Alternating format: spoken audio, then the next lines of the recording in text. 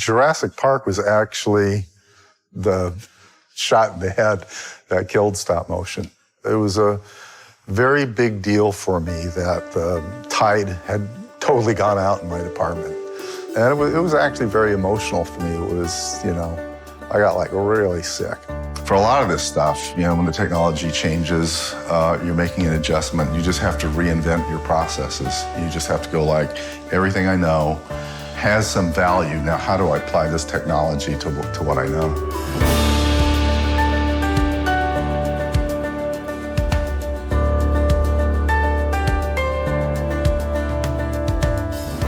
What is happening, everybody, and welcome back to another episode of the 52Qs podcast, your weekly insight into all things production, library, and sync music.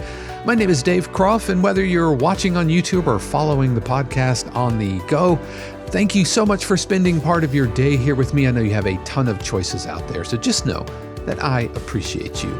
Also, as always, a huge word of thanks to the family, friends, and neighbor subscribers of 52Qs who really do keep all of this going.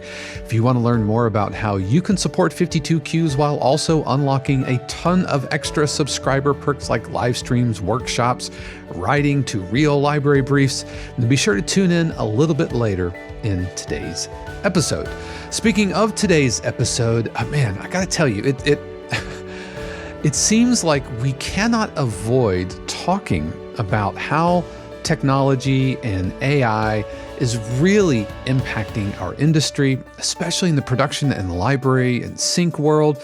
We feel kind of the Langoliers of progress nipping at our heels, and it has presented this almost existential dread of being replaced. So what I want to do today, I want to talk about technology, and I want to talk about the aspects of our world in the production and library music world that have become extinct just over like the last 10 to 20 to 15 years or so.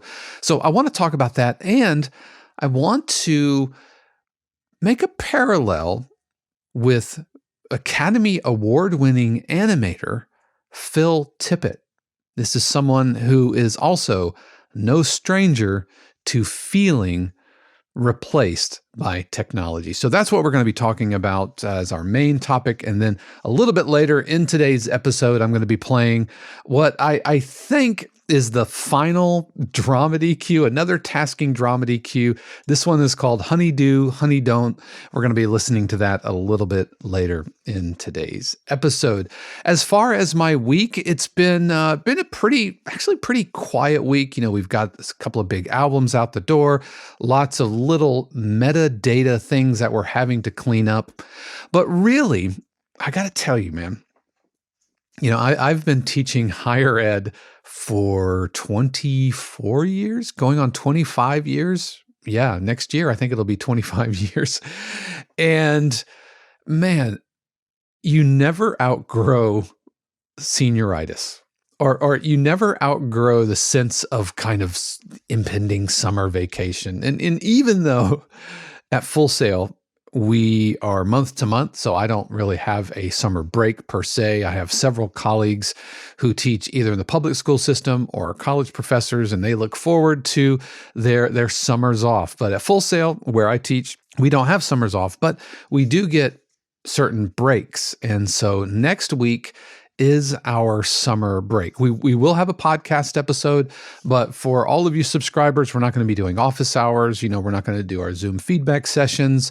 There's not going to be a production live stream or anything because Shannon and I, Mrs. 52Qs, we are taking the week off. Now, typically this break aligns with our anniversary, but it's a few weeks later than it has been in the past. And we usually go somewhere, usually the beach or something like that, but we're planning a trip to the mountains, either North Carolina or maybe Virginia later in the fall because we want to see the colors. Isn't that weird? I remember going to school in Boone, North Carolina at Appalachian State. This is where I met Shannon. And we used to ridicule and mock and cajole and make fun of the Floridians who would drive up to the mountains of North Carolina and just look at leaves. In fact, we had a name for those people because they would come in, they would drive super slow, usually in like white Cadillacs with Florida plates. Does anybody want to take a guess what we called them? We called them Floridians. And they were so frustrating because they would flock in the summers. They would drive slow. They would clog up all of the, I used to work retail up there. And so they would just flood into the outlet malls and all this stuff. So the Florida drivers, bah. Fast forward about 30 years, and I am now a card-carrying Floridian. And I get it. Everything here in Florida stays green all the time. There are a couple of weeks where it kind of turns brown and then it pops right back. Like we had one tree out of the back of our house, which kind of yellowed last month, and now it's back to like bright and green. So I don't know, but it remains pretty consistent here, pretty green. And so I actually miss fall colors. I miss the leaves changing and falling. I miss seeing those. I don't miss raking those, just like I don't miss shoveling snow. But Mrs. 52Qs and I, for our fall break, are going to go up to North Carolina. We're going to jump into it's not a white Cadillac, but it is a convertible Beetle. And we're going to go take the top down, drive slow, look at all the lights, or look at all the leaves, and suffer the slings and arrows from the Boone locals who will shake their fists at us and swear they will never be Floridians like these guys. And yeah, so looking forward to that. All that to say, we're not doing anything next week. Like we're gonna go see a movie. I think we're gonna go see Deadpool and Wolverine. Looking forward to that. We are gonna go hit some restaurants that we haven't had time to go to. They might be a little bit of a drive. I imagine lots of pool floating time. And so it's going to be a real staycation. I imagine there will be plenty of Mario Kart friendly banter as I whoop up on Shannon in Mario Kart pretty consistently. And I hope she listens to this in comments, but that's what we're doing. And so I have to admit, I kind of have senioritis. It's really, really tough. It's a very, very busy week here at Full Sail, trying to wrap up the month before the break. And so we have to work kind of extra hard to get prepared for that. But my brain is already like floating on a pool float on a Tuesday afternoon. And so that's where I'm at. And so what do you like to do for summer break if you don't go anywhere? And if you have any suggestions for what I could do, especially in the Orlando area, don't say the parks, over that, way over that. Or if you have any movie suggestions or anything, let us know in the comments below. Give some tips or suggestions for Mrs. 52Qs and I. So our main topic this week, and yes, it's kind of about AI, but it's not really. I think AI is just kind of forcing this topic, but it's nothing new. The sense that technology comes along and kind of replaces you or changes the way you work or forces you to evolve in your process. Now, several years ago, right here on the podcast, this was still within the throes of the pandemic, I talked about how change is just inherent in the music industry in general. And so we'll have a link to that podcast episode that you can check out. But I want to kind of go further, and I want to draw parallels to the career of Academy Award-winning animator Phil Tippett. Now, Phil Tippett, if you've watched Star Wars, I promise you've seen his work. Stop motion animator who animated the Tauntauns, who animated the AT-AT walkers, who animated the, what was the monster? The Rancor underneath Jabba the Hutt's palace, right? So this is an animator who spent his entire life, his entire career, learning how to make stop motion animation. And in 1994, this would have been 93 that this happened, in one fell swoop, he found himself out of a job because he was originally hired to do the dinosaur animation for Jurassic Park. But things didn't really go to plan. Well, initially on Jurassic Park, everything was intended to be done somewhat more conventionally between the full-scale live-action pieces, and we were going to do miniatures. But ILM had been working with computer graphics, and they put together a Tyrannosaur that looks pretty convincing, and we took it down to Steve, and he went like, that's how we're going to make the movie. Jurassic Park was actually the shot in the head that killed stop motion. It was a very big deal for me that the tide had totally gone out in my department. And it was actually very emotional for me. It was, I got like really sick. I got pneumonia. I thought I was out of a job.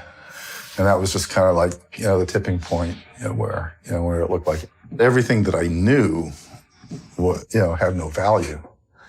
And, so how do you process that? It was while I was on my deathbed, it was like, a bunch of, people rallied and, Steven called up, oh, get better, everything. Yeah, we went so much on the movie. I was just emotional about it and not thinking. But Steven knew I knew stuff. And the computer graphics guys didn't. They weren't filmmakers. They knew how to make stuff work in the computer, but they didn't see like the big picture of like all the things you have to do from pre-production, production, and post. And a lot of the computer graphics guys didn't have that knowledge. So they came up with this idea for this input device. And essentially what it was a stop motion armature that is outfitted with little encoders at every joint. And then there's an umbilicus that runs from that skeleton. And so this input device allowed stop motion animators to come in and, physically, animate these things one frame at a time. For a lot of this stuff, when the technology changes, you're making an adjustment. You just have to reinvent your processes. You just have to go like, everything I know has some value. Now, how do I apply this technology to what I know? Yeah, getting an Academy Award on Jurassic validated all of the pain that went into it, and the pain was, self-created, when you don't understand the tools you're using, but you're still trying to see this thing. That clip came from an excellent Vice video over on their channel called My Life in Monsters. Meet the animator behind Star Wars and Jurassic Park. We'll have a link to that in the description below. But I wanted to show that to you because I think it's really important. This so resonates with me, and it resonates with the sentiment I'm feeling in the composing world, especially in the production music world. Because we can see how the technological shifts are impacting us. And my biggest takeaway from that is how he was forced to adapt after dealing with some very real depression, very real grief, because everything seems to have been removed, seems to replace you. But as he said in the video, when the technology changes, you're making an adjustment and you just have to reinvent your processes. Everything I know has value. Now, how do I apply this technology to what I know? And that's the takeaway. We have to evolve, we have to shift, we have to adjust to the technology, whether it's AI, whether it's sample libraries or whatever.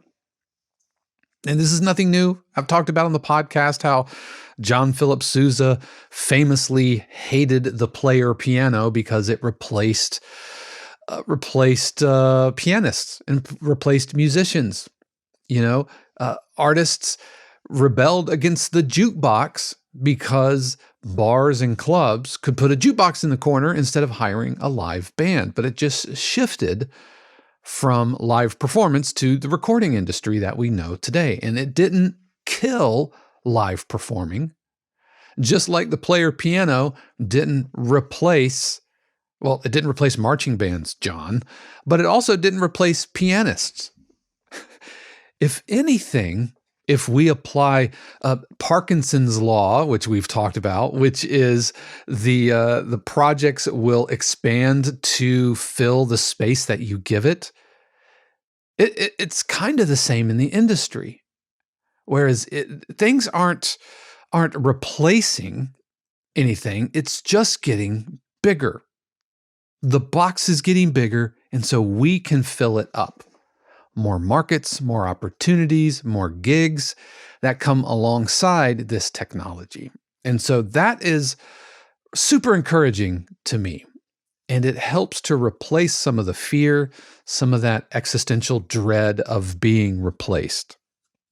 But I want to spend the rest of our time today talking about what aspects of our industry or of our process or whatever has gone or is going extinct, and shine a light on that, and maybe how we can evolve our processes so that we don't feel kind of left out. And so I have five elements of our industry that have gone or are going extinct. And so the first one is the reliance on notation, especially like handwritten notation. Once upon a time, the idea of a composer kind of sitting bent over a piano with a quill, and writing notes and giving it, I guess, to an orchestrator or giving it to some players or whatever, or sitting there and popping notes into Sibelius or Finale and either having players play that. Or in the production music world, in sync and library music, while understanding music theory is important, it's not as mission critical. Like understanding deep music theory isn't as mission critical as if you were writing an opera or even necessarily like film scoring. So, there's a whole discussion about music theory and do you have to know how to read music in order to make music? No. Does understanding music theory, does that mean you can sight read Beethoven's sonata? No, that's not what understanding music is. Music comprehension has a lot of different layers and a lot of different ways to manifest itself in your work. It's not just understanding, or seeing notes in your head, but the idea of putting everything in notation and putting it in front of players in our world, in the production music world, is nearly extinct. And if it is happening, it's happening just for one or two, maybe a violinist, or if you have to spit something out and give it to a player so that they can lay a line on top of all of your other virtual instruments, which I think is very, very valuable. But to be honest, like I haven't even installed a notation program on my new machine that I've now had going on 2 years.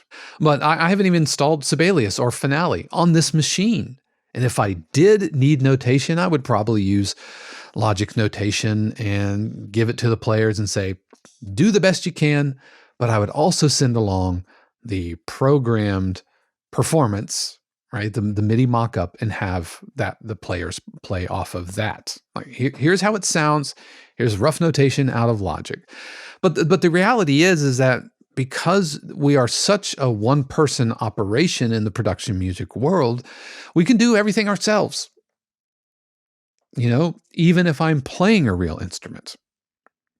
Even if I'm playing drums, and I tracked some drums a few weeks ago, and I made a little chart and with some notation scribbles, some rhythmic notation, but I didn't open up Finale. I didn't bring out a bunch of staff paper and write.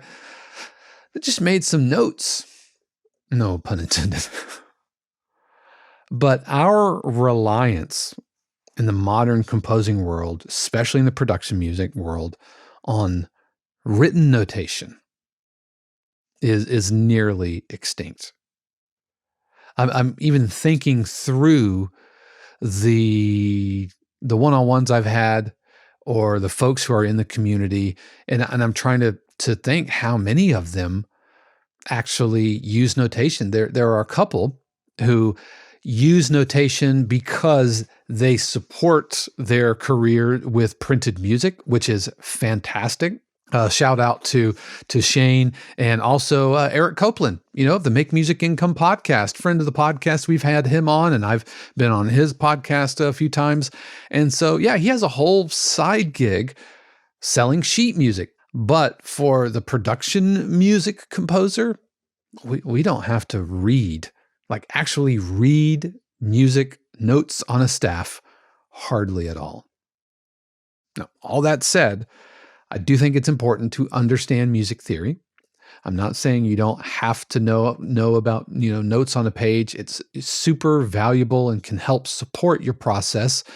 Lord knows when I do demonstrations, especially at Full Sail, I will open up the piano roll alongside the notation view so that I can show them, here, I'm moving this E to an E flat. But as far as us reading notation on the regular, making notation, charts, whether it's handwritten, sitting over a piano, I'm sure there are production music composers out there who do that, but that skill is largely going extinct in our world. So, a reliance on written notation. It's going extinct for us. Another thing that's going extinct that kind of goes alongside that is the idea of the purist composer who doesn't know or need to know production skills. Music production, working in the DAW, I can't imagine any modern composer, and I think this goes beyond production and library music. I would say if anybody who wants to get into film music, anybody who wants to make jingles, anybody who wants to be a singer, I can't imagine any modern composer who does not know music production. And I got to say, in my admittedly limited, but in my experience in higher education, especially liberal arts colleges, the 4-year program, state schools. We're not talking the Berkeleys or the Full Sails or anything like that. We're talking about your garden variety state schools.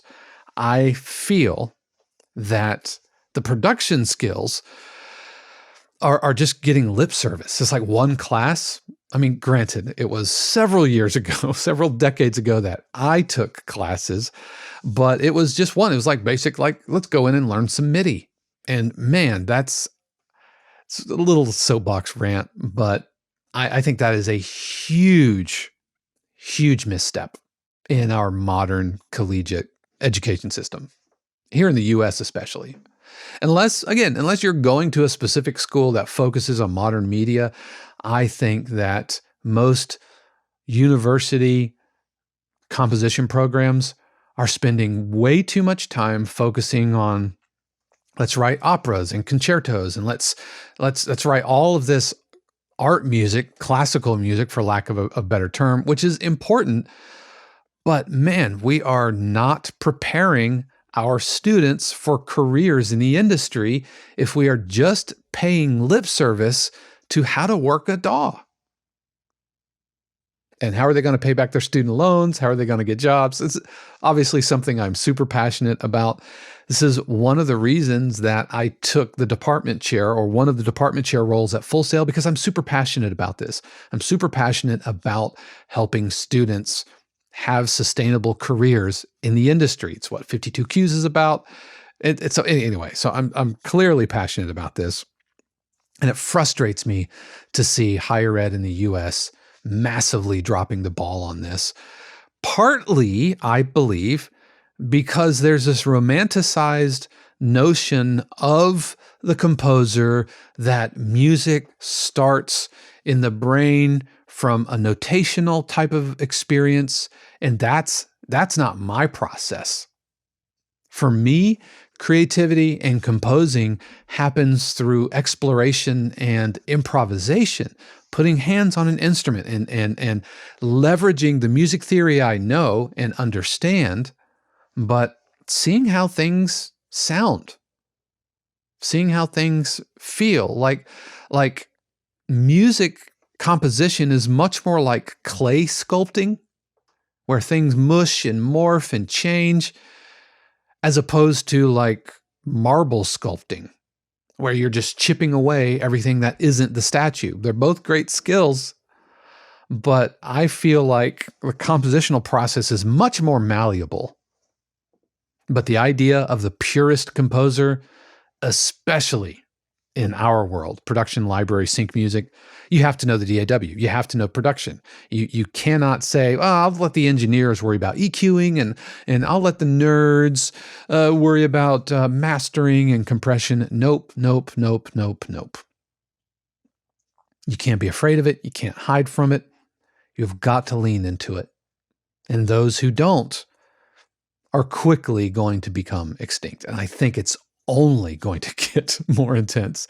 Now, if you're listening right now and you are taking one of those college classes at a state school and I'm wrong, please let me know. I would be thrilled to learn that this trend is shifting. But I know in my experience, either looking at curriculum or, in the past applying for jobs at other colleges and schools, and saying this is what I do. And it's not I'm not going to sit there and write cantatas and arias, but what I can do is tell students how to write music that might actually enable them to support themselves and their families and put food on the table. Then let's talk. But everything that I got back was more interested in who's won, who's had operas staged and that kind of thing, which is great. It's cool.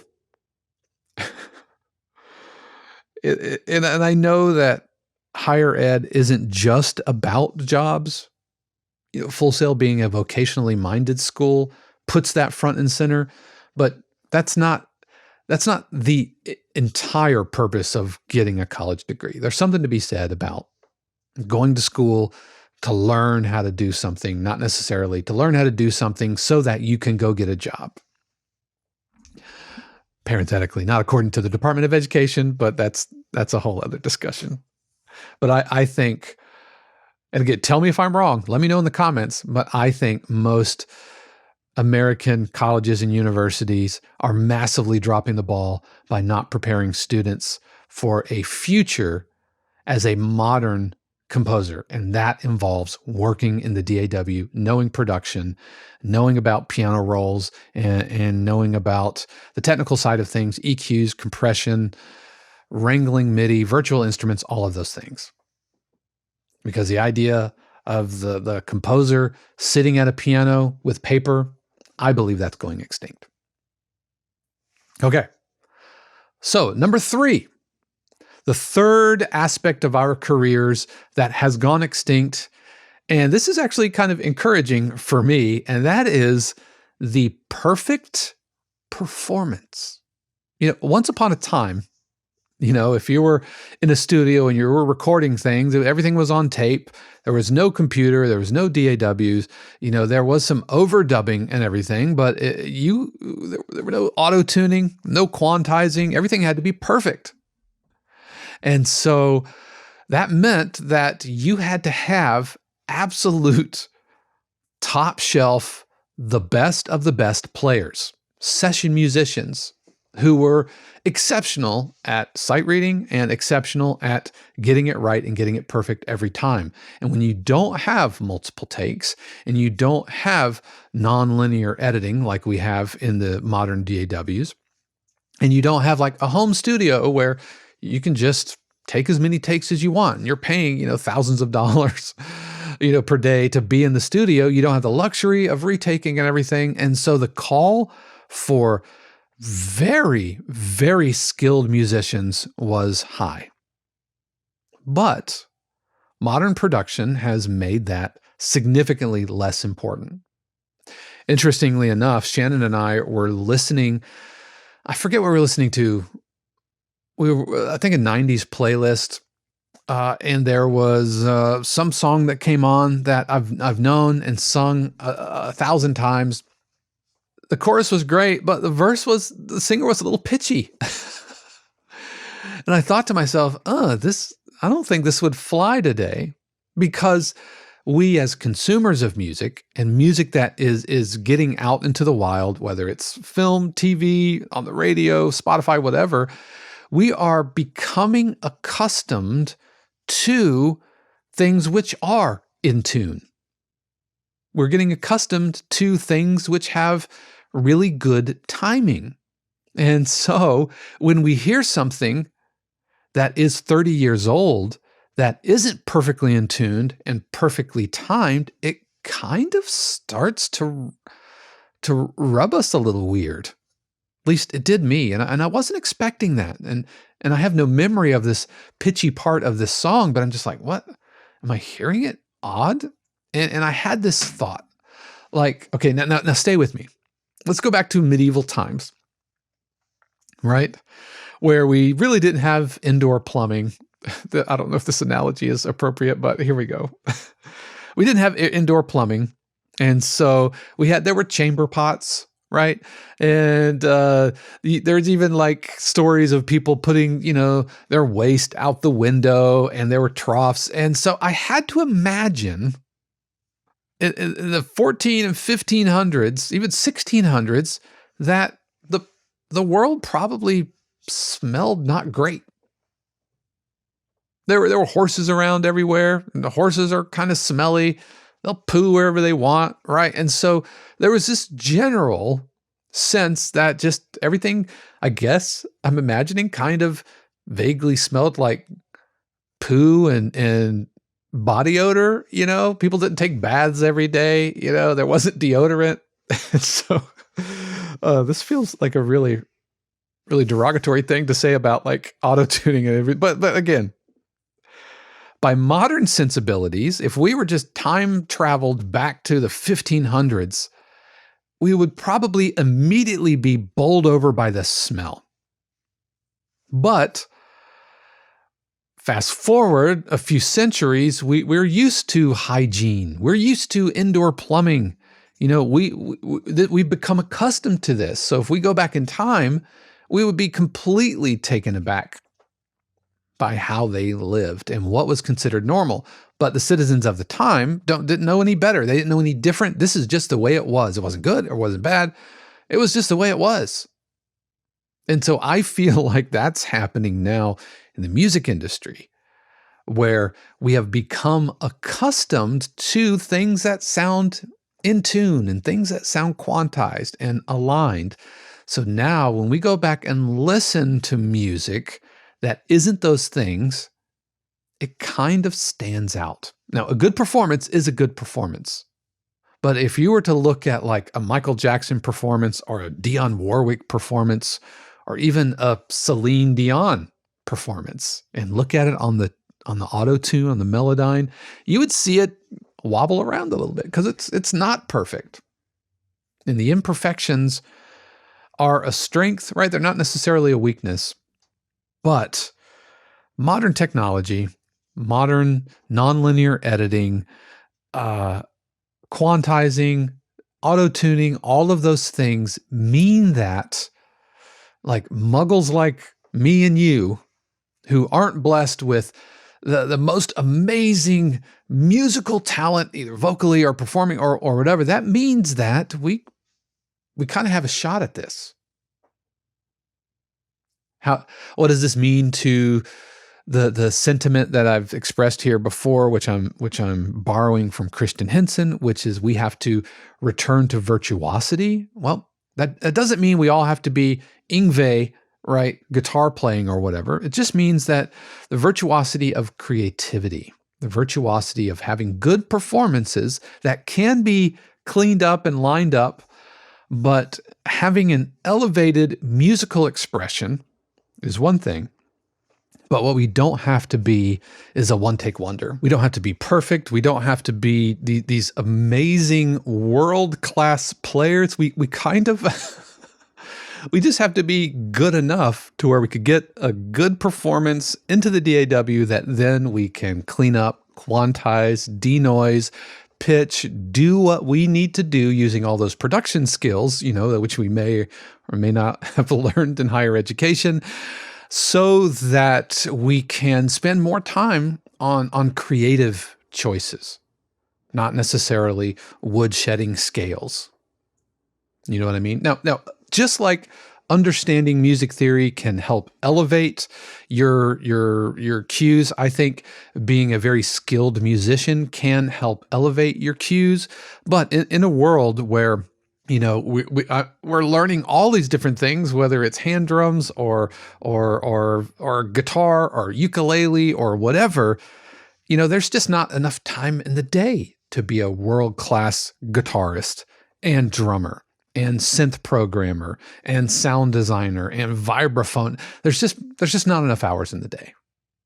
But what I can be is a decent drummer. I can be passable on ukulele. And I can, take multiple takes on a guitar, play, pause, move my hand, play, pause, move my hand, and that's okay. I think having the perfect one-take recorded performance, I think that's going away. Another aspect that I feel is going extinct in our industry, and this is kind of related to everything we've been talking about, which is a reliance on physical gear. Physical gear, whether it's having a massive collection of instruments, and don't let the background fool you. None of these are really that expensive. I mean, save a couple of pieces, like the vibraphone wasn't cheap, and the drum set's a nice drum set, but like the ukulele and the guitar, and these are all small type instruments. But what I'm not doing is I don't have an entire string section. I haven't gone out and bought a cello and a violin and a viola because I'm not overdubbing all of those. And I sure as heck don't have tons of physical gear here. I don't have any outboard compressor, any outboard EQ. And I know I've seen the videos from even production music composers who have all this really amazing gear. And part of me gets really kind of jealous, and part of me thinks, oh man, I should have all those things because that's what serious, real men and women of production music, this is what they're doing. And that I just don't think that's true. I think you can do so much with just a handful of plugins, just a handful of microphones, a handful of instruments, a handful of physical and virtual instruments. You can do so much with this that we don't need all of this extra gear. Will it help? Yeah, I don't see how it can hurt. It's not going to hurt to have a $3,000 Neumann microphone. That's certainly not going to hurt. But is it bringing you $3,000 worth of value to every performance and every recording?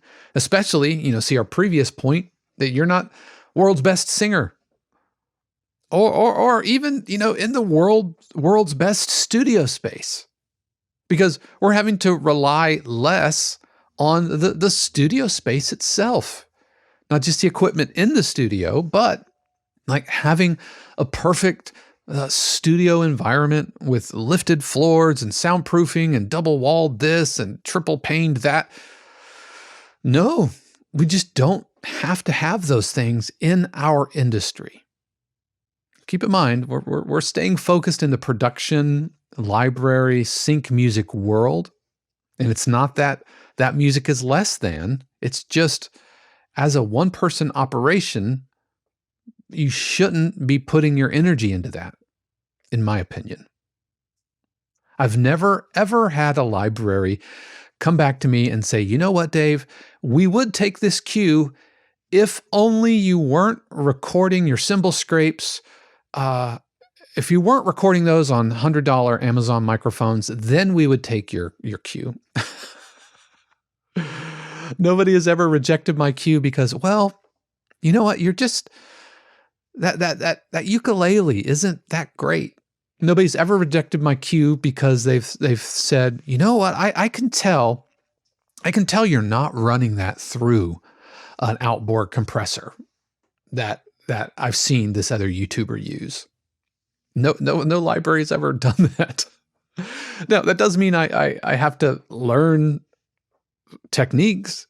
I have to learn about how compressors work, and I have to learn how can I maximize my studio space, whether with reflection panels or whether using the right microphone technique. It might just be throwing a blanket up while I'm doing voiceover or whatever. There's ways around it, but what I am not is relying on all this physical gear that 10 or 20 years ago you had to. Like 20 years ago, the computing power, the availability of sample libraries, this is a radically different experience. Yeah, well, we didn't even have smartphones back then. And so this means that everybody's sound quality is getting elevated, but it's also reducing the gap between people who do record in these amazing studio environments with $3,000 microphones and all of that. The gap is narrowing between those and people who can just record in their basement. I mean, we had Nathan Toft on, and he talked about him recording his trombone just in that studio. We've been working with composer in the family who writes pop music and has been working with a vocalist who has been recording her takes on her iPhone, just recording into it, and it sounds amazing. So not only have our studio spaces evolved, less reliance on physical gear, just a handful of plugins, handful of mics, handful of instruments can get you so far. So our reliance on physical gear, I think, is becoming more and more extinct. And then finally, and this is by no means in order, nor is it an exhaustive list, but finally, I think the reliance on being in a certain location, and the only way you're going to crack into this industry is being in LA or in New York, I think that's going extinct, especially in the production, library, and sync world. This industry is very decentralized. There are libraries all over the world, and they take submissions from composers all over the world, and we are spread out all over the world, from Bali to Tokyo to Mumbai to London to Orlando to Denver to Las Vegas to Seattle. So having to be in LA, you don't. Now, if you are in LA, that can help because there are some really big music libraries in LA, and that's obviously where the film music industry is. And so being in LA isn't going to hurt you, just like being an amazing guitarist isn't going to hurt you, and having a $3,000 Neumann isn't going to hurt you either. But is it necessary? Is it required? No, it's not required. And so gigs where you have to be in a location, it's going extinct. Online communities like 52Qs connects composers, collaborators, YouTube channels like what we're watching now, or listening to the podcast, the resources available to us. You don't even have to be in a certain city to learn something. You don't have to be in a certain city to go to a certain school. If you wanted to come to Full Sail, you could take the online music production course. You can take Berklee online. You can take coaching lessons with me or with Clint Music or with Eric or whatever. You don't have to be in a certain area to make a career out of this. Now, that having been said, I think that when the opportunity to meet in person presents itself, I think you should take advantage of that. This is why I'm going to the production music conference from the PMA folks in September. But I'm going there to have FaceTime with publishers and with libraries, with other composers, going to meet plenty of people from the community. And if you're going, please say hi. I'll be the bald guy with white glasses. Would love to meet you. But I don't have to stay in LA. Make the connections, relationships, face-to-face communication is super valuable, and relationships are still currency in this industry. But I don't have to be in LA. I don't have to be in New York. I don't have to be in London.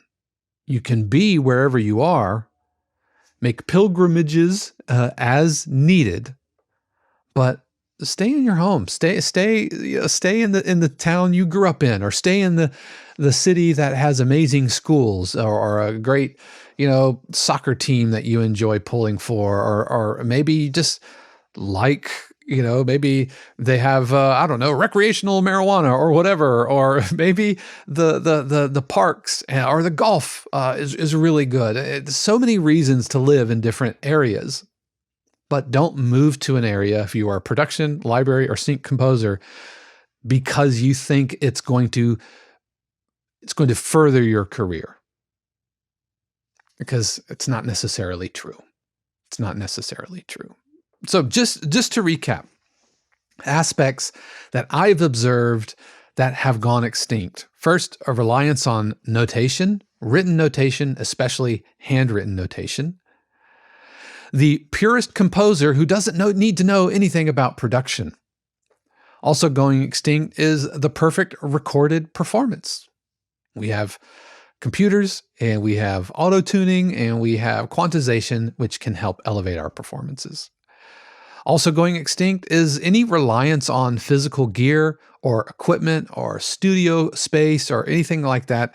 That is becoming more and more extinct. And then finally, also going extinct are the location-based gigs, having to be in a certain city in order to have a career in production, library, and sync music. But what do you think? What do you think of that list? Anything you'd like to add to that list?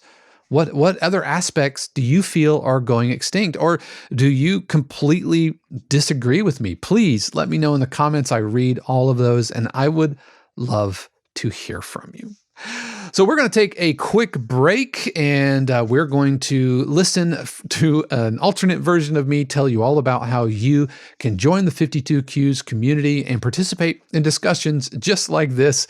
But when we return, we're going to take a listen to my latest tasking dramedy cue called Honey Do, Honey Don't.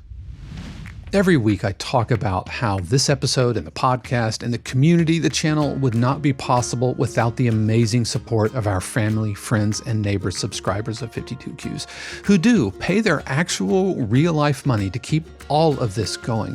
And in addition to being thriving members of the community, as well as supporting me and Shannon and everything that we're doing here, they also receive extra perks like live streams, workshops, Zoom feedback sessions, hundreds and hundreds of hours of video archives, weekly cue breakdowns, production music almanac, living ebook, and the opportunities to submit to real music libraries. Now, it's free to join 52 Qs. You can just go to 52qs.com and sign up, be a member of the community. We would love to have you. It will always be free to join the community. But if you've been watching, or if maybe this is your first time, but if you're wondering, is there a way to kind of level up my production music skills in the industry, meeting like-minded, super friendly, very generous composers?